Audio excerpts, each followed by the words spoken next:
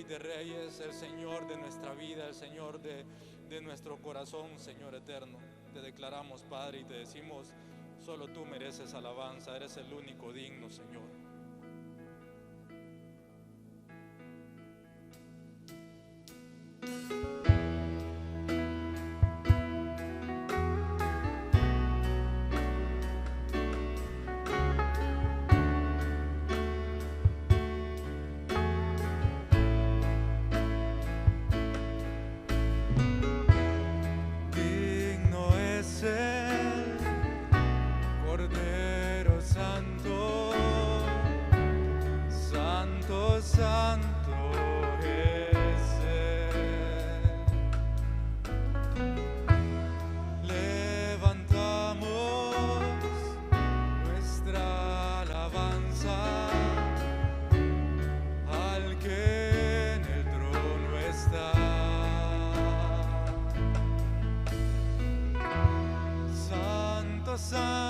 Santo, Dios Todopoderoso, ¿quién fue, quién es y quién vendrá? La creación hoy canta y damos gloria a Él. Tú eres digno por siempre y siempre.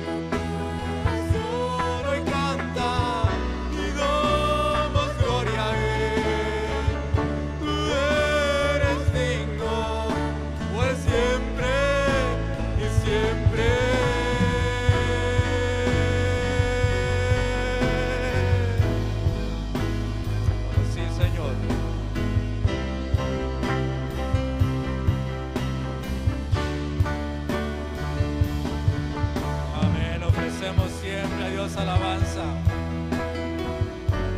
ofrecemos fruto de los labios nuestros que confiesan su nombre, que te dicen, Señor, Abba Padre.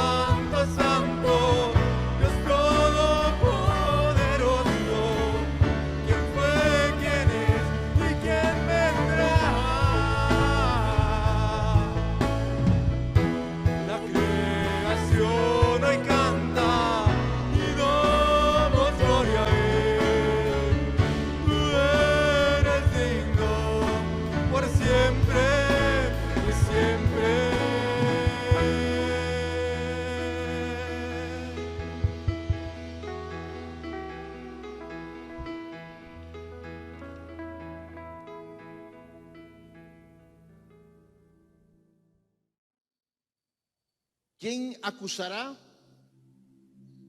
No hay quien nos pueda acusar.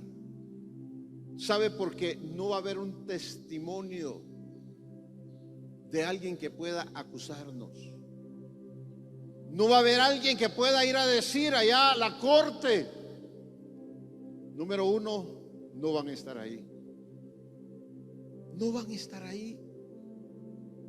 Entonces no vamos a tener nosotros acusación, porque un día vamos a estar ante el tribunal de Cristo, no ante el trono blanco. Vamos a estar ante el tribunal de Cristo primero. Después del arrebatamiento vamos a estar ahí, y ahí se van a dar dos eventos en ese tiempo de la tribulación en la tierra y cuando la iglesia haya sido arrebatada. Y estas dos cosas que van a suceder allá va a ser: número uno, nosotros ante el tribunal de Cristo. Él nos va a dar la recompensa. No va a ser para condenación. Número uno, no vamos a tener quién, porque ya nos justificó. Ya nuestra paga está pagada. Ya nuestra deuda ha sido quitada. Es más, ha sido borrada nuestra condenación y nuestra deuda. Cuando estemos ante el tribunal de Cristo, cuando vamos a recibir recompensas, coronas, en ese momento, y no va a haber nadie, porque no vamos a tener ningún acusador. Y ahora, cuando él sigue diciendo en el versículo número 34, ¿quién es el que condenará? Porque no estamos ya para condenación. Los que hemos creído, mire, la sangre, los elementos que le enseñé, simbólicamente esa sangre y ese cuerpo, ellos fueron los elementos de nuestra justificación.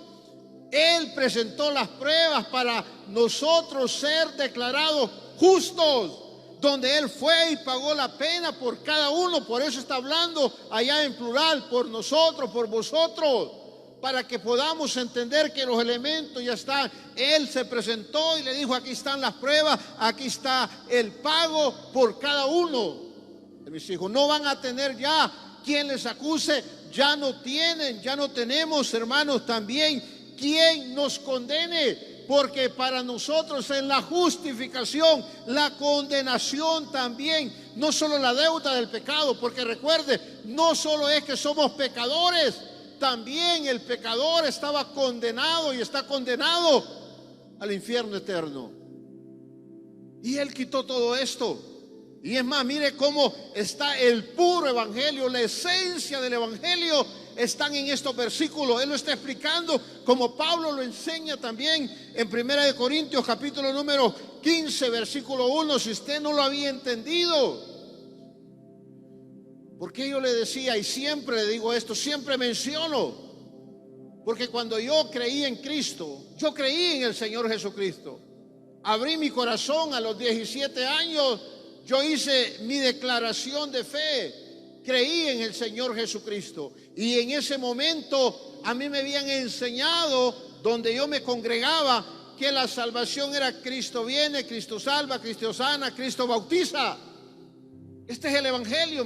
Son verdades bíblicas, sí, son verdades, pero la verdadera esencia del evangelio se centra, mire, Primera de Corintios capítulo 15, y la iglesia lo conoce, y eso lo debemos de saber, manejarlo muy bien y entender que este es el evangelio. Dice Pablo, 1 Corintios capítulo 15 versículo 1: además os declaro, hermanos, el evangelio. Mire cómo lo describe: que os he predicado, el cual también recibisteis, el cual también perseveráis. Este es el evangelio. Versículo número 2: porque el cual asimismo, si retenéis la palabra que os he predicado, sois salvos. ¿Cuál es el mensaje que predicaba para la salvación? Si no creísteis en vano, porque primeramente os he enseñado, y habla primeramente, dándole prioridad, poniéndolo en una escala de primero, lo que sí mismo recibí, que Cristo murió por nuestros pecados conforme a la Escritura, que fue sepultado que he resucitado al tercer día conforme a las Escrituras. Este es el evangelio, es la esencia, es el verdadero evangelio. Es cierto, Cristo viene Cristo. Cristo bautiza, Cristo nos bautizó. Cristo viene. Y eso decían, Cristo salva, es cierto, Cristo salva. Cristo sana, es cierto, son verdades. Pero el verdadero evangelio está aquí.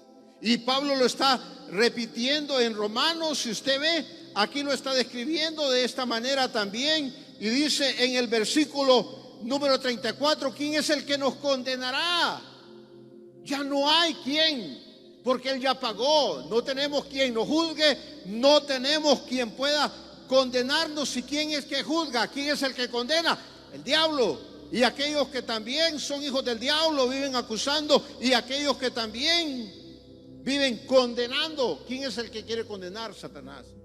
Él quiere tenerlos condenados, él quiere estarnos juzgando. Y dice este versículo 30, ¿quién es el que condenará? Y ahora dice, Cristo murió. Ayer nos dijo, Cristo nos justificó. Ahora dice, Cristo es Él que murió. Él es el que quitó la condenación con su sangre. Él nos quitó toda condenación. Él quitó nuestro pecado. Él borró nuestra deuda. Más aún el que estaba también. Ahora vea el evangelio nuevamente. Muerte de Cristo, dice también, que dice, más aún el que también resucitó. Fue sepultado antes de resucitar. Aquí lo tenemos, el evangelio. Pablo lo vuelve a explicar, lo vuelve a enseñar, pero está enseñando la posición del creyente, los beneficios que hemos recibido a través de la salvación para nosotros, para cada uno de vosotros. Él está enseñando esto y está diciendo entonces ahora que Él también resucitó. ¿Y de qué nos dice ahora? Él resucitó. Si seguimos leyendo Primera de Corintios capítulo 15 más abajo, nos vamos a dar cuenta que nos habla acerca de la resurrección. Y ahí nos vuelve a decir y nos enseña claramente, dice, si Cristo no hubiera resucitado. Mire, eso sería terrible, porque Él dice, nuestra fe sería vana. Lo que hemos creído. Mire, nuestra fe es legítima, nuestra fe es firme, lo que nosotros hemos creído. Hermano, fe, porque muchas veces todo el mundo habla de fe. La gente dice, no, yo tengo fe. Decimos, cuando vemos la bandera y miramos la selección, decimos, tengo fe que la selección va a llegar al mundial. O cuando decimos, tengo fe que un día voy a tener mi casa. Tengo fe que un día voy a ser madre. Tengo fe que un día voy a tener un esposo. Siempre la fe lleva un objeto. Selección, esposo, casa. La fe del cristiano, el objeto es Cristo. Por eso dice la palabra de Dios, puesta vuestra fe en el autor y consumador. En Él, hermano, debe de estar nuestra fe. El objeto de nuestra fe no es algo del mundo, no es algo material. La fe nuestra es en el objeto del Señor Jesucristo. ¿Por qué? Porque Él es el que nos ha justificado. Él nos ha dado gratuitamente. Él borró nuestros pecados. Él quitó nuestra condenación. Y ahora no hay quien nos juzgue, quien nos condene. Eso es lo que está enseñando en estos pasajes. Y dice también el que resucitó.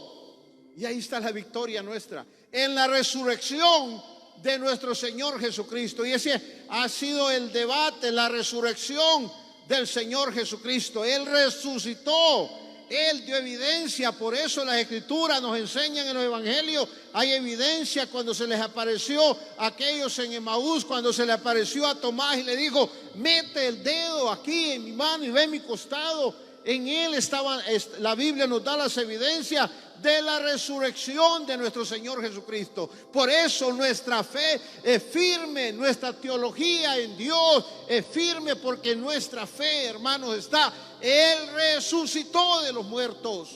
Él no se quedó ahí. Siempre se lo he dicho. ¿Cuál es la diferencia entre una cruz vacía? En esta cruz vacía, ¿cuál es la diferencia? Que no tenemos un Cristo ahí colgado, crucificado todavía. Porque eso nos dice entonces que Él no ha sido sepultado. Y que si Él no ha sido sepultado, entonces no ha resucitado. Todavía tienen simbólicamente un Cristo ahí. Nuestro Cristo no está ahí. Y mire, Pablo lo sigue diciendo. Y mire lo que acompaña en el versículo 34. Dice de la siguiente manera: el que además, como queriéndonos hacer un recordatorio, como queriéndonos señalar algo, un evento importante de todo esto, de su muerte, de su sepultura, de su resurrección, dice él: el que además está a la diestra de Dios. Mire, maravilloso esto. ¿Qué nos enseña esto? Mire, no solo era, hermano, el hecho de resucitar. El hecho de decir: ya resucitó, estuvo un tiempo aquí en la tierra, y si Él se hubiera quedado permanentemente aquí en la tierra, Él tenía que ascender. ¿Por qué ascendió? ¿Por qué fue?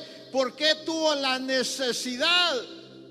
Si Dios sabe, tiene conocimiento, entendía que posiblemente ya todo estaba consumado para la justificación, para la redención, para el propósito divino de cada ser humano, de ser salvo, de ser redimido. Y cada uno es responsable. Tenemos la responsabilidad de la salvación en nuestra mano. Y ahora dice que Él ascendió. Además está, ahí nos dice, el lugar a la diestra de Dios. Porque Él tenía que ascender para llevar las pruebas, para enseñárselas, para mostrárselas, para que el perdón quedara completamente justificado. Y en ese momento Dios nos declarara justos a cada uno de nosotros. Sé que muchas veces no nos sentimos de esa manera. No creemos de que estamos de esa manera delante de Dios. El mundo nos puede ver de otra manera. El mundo puede tener otra perspectiva diferente. Pero usted y yo, cada uno de nosotros que hemos creído en el Señor Jesucristo, que tenemos la fe en el objeto del Señor Jesucristo, que sabemos que el Evangelio, muerte, sepultura y resurrección de Jesucristo, nosotros, hermanos, verdaderamente entendemos que es la salvación, la fe. Ahora Él dice, en ese momento, el que también intercede. Él ascendió y Él ahora... Por eso todas las interrogantes: ¿quién a nosotros nos va a juzgar? ¿Quién a nosotros nos va a condenar? ¿Quién? ¿Sabe por qué? Porque tenemos el abogado. Él está intercediendo. Él ahora, mire, el trabajo que Él está haciendo en el cielo por cada uno de nosotros es el de sumo sacerdote y nuestro abogado. Pedro describe y dice: tenemos un abogado en el cielo. Él es el sacerdocio nuestro. Él ya justificó y ahora sabe qué está haciendo Él: perdonando nuestros pecados, intercediendo por cada uno de nosotros, por la falta que cometemos diariamente en este mundo, por cada pecado que estamos cometiendo. Él está ahí como nuestro abogado delante del Padre. Él está ahí a la diestra de Dios haciendo esto, y dice que Él intercede, y vuelve a decir, mire, generalizado por todos nosotros. Y después comienza en el versículo 31 y viene y dice: ¿quién nos separará del amor de Cristo? Y comienza a enumerar porque comienza a hablar de seguridad de salvación. Ahora primero nos da un cuadro, nos da una enseñanza después de la cadena de oro acerca de cómo nuestra justificación se dio, que Él se dio a nosotros, se dio por todos nosotros. ¿De qué manera lo hizo? Lo enseña Él. Y dice, Él es el que ha resucitado, Él es el que ha ascendido, es el que está allá a la diestra del Padre intercediendo por nosotros. O sea, ¿sabe qué está diciendo? Que todo, hermanos, depende de Él, que todo está en manos de Él, que todo está bajo el control de Él. Y ahora habla en el versículo 35 y dice, ¿quién nos separará del amor de Cristo? Porque Él mostró el amor. ¿Por qué? Porque Cristo no se negó. Cuando el Padre lo mandó a Él, cuando el Padre le dijo la misión que tenía que venir a cumplir a esta tierra, a morir, a dar su vida por cada uno de nosotros, a ofrendar su vida, a tomar forma de siervo, como lo enseña, mire, Filipenses capítulo 2, que dice la palabra del Señor. Filipenses capítulo 2 nos enseña y nos describe todo, cómo Cristo, hermanos, se dio, cómo Él nos reconcilió. Y Él dice en el versículo 15, Él es la imagen del Dios invisible, el primogénito de toda la creación, porque en Él fueron creadas todas las cosas, las que hay en los cielos, las que hay en la tierra, visibles e invisibles, sean tronos, sean dominios, sean principados, sean potestades. Todo fue creado por medio de Él y para Él, y ante Él todas estas cosas y todas las cosas que en Él subsisten, en Él. Y la palabra de Dios nos sigue enseñando acerca, en el capítulo 2, de la humillación de Cristo. Nos enseña en el versículo número 8, también nos enseña acerca de Filipenses, cómo Él murió, cómo Él dio su vida por cada uno de nosotros. Nos enseña la humillación de Cristo y también la exaltación de Cristo. Lo vemos nosotros aquí entonces en el capítulo 2 de Filipenses. ¿Qué nos enseña esto, hermanos? Que Él lo hizo por nosotros.